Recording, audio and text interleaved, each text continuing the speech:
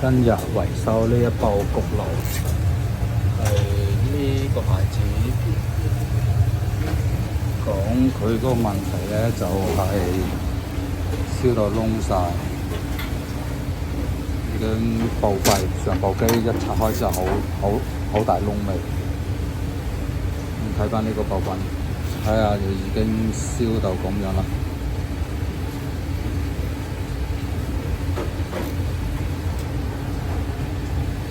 睇到未？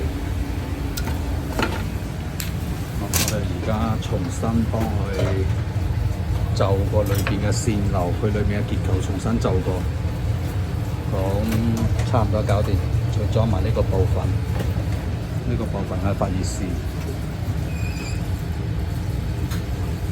發熱線都燒到燶晒，因為佢唔識得自己停止煲油啊，所以燒到條發熱線都燶晒。